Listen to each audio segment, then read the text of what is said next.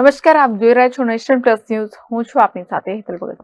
આણંદ નગરપાલિકાનું 8 કરોડનું લેગાસી વેસ્ટનું કૌભાંડ બહાર આવ્યું છે, જેમાં જાગૃત આરટીઆઈ કાર્યકરે માંગેલી વિગતમાં સમગ્ર કૌભાંડ બહાર આવતા એસીબીમાં ફરિયાદ આપી તપાસની માંગ કરી છે.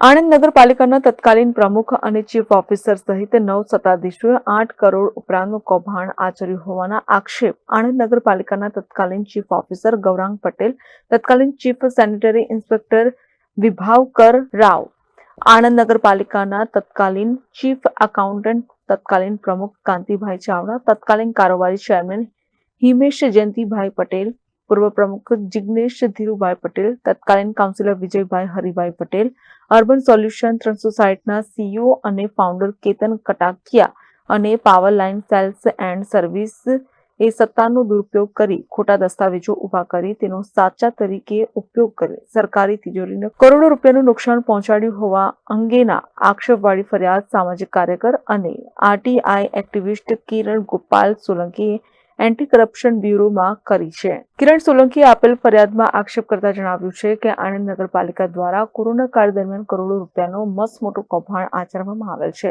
જેમાં સ્વચ્છ ભારત મિશન હેઠળ શહેરના સોલિડ વેસ્ટ મેનેજમેન્ટ માટે સરકાર દ્વારા 3 હપ્તામાં કુલ રૂપિયા 8 કરોડ 5,15,586 ની ગ્રાન્ટ ફાળવવામાં આવી હતી. જે કામે નગરપાલિકાના chief officer, chief sanitary inspector, નગરપાલિકાના પ્રમુખ, નગરપાલિકાના કારોબારી ચેરમેન તથા નગરપાલિકાના કાઉન્સિલર અને કમિટીના સભ્યો જિગ્નેશ ધીરુભાઈ પટેલ, વિજય હરિભાઈ પટેલે કાવતરું રચી માત્ર કાગળ ઉપર એક બોગસ કંપની ઊભી કરી હતી અને તેમાં કેતન કટાકિયા નામના શખ્સનો ઉપયોગ કરી પ્રજાના કરોડો રૂપિયા ચાઉ કર્યા છે.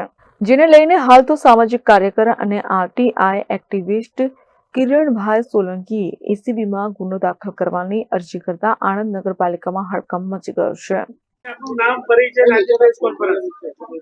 મારું નામ કિરણ કુમાર સોલંકી. હું સામાજિક કાર્યકર છું, આરટીઆઈ એક્ટિવિસ્ટ છું.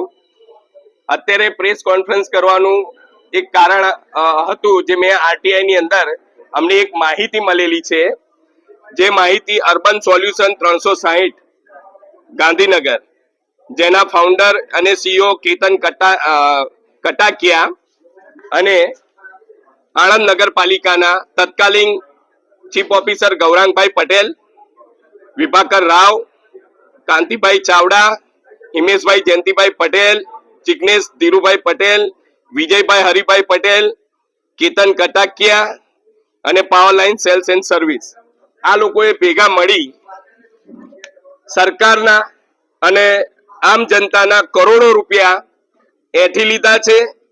કાગળ ઉપર જ આ લોકોએ એક કંપની રજીસ્ટર કરાઈ 29/11/2019 આ કંપનીને 7 મહિનાની અંદર એટલે કે 14/7/2020 આણંદ નગરપાલિકાએ વર્ક ઓર્ડર આપી દીધો. હવે આ કંપની પણ એટલી બધી ચાલાક અને શાતીર હતી કે એની જે 29/11/19 દિવસે એનું રજીસ્ટર થયેલું છે, પણ એને પોતાની 3 વર્ષનું ટર્નઓવર 24.9 કરોડ બતાવેલું છે અને 5 નગરપાલિકાઓ અને મહાનગરપાલિકાઓ પોતે કામ કરેલું બતાવેલું છે. એટલે આ લોકોએ એકબીજાના મેણા પીપળામાં ભેગા મળી અને આમ જનતાના અને સરકારના ટોટલ 8,05,15,586 રૂપિયા પૂરાનું Swachh Bharat mission Gujarat solid waste એટલે કે ઘન કચરાના વ્યવસ્થાપન માટે જેની ગ્રાન્ટ આવે છે, એના રૂપિયા આ લોકો ચાવ કરી ગયેલા છે. એની અત્યારની આ પ્રેસ કોન્ફરન્સ. અત્યારે અમે એન્ટી કરપ્શન બ્યુરો અને અન્ય જગ્યાઓએ અમે આની રજૂઆત કરી ગઈકાલે જ.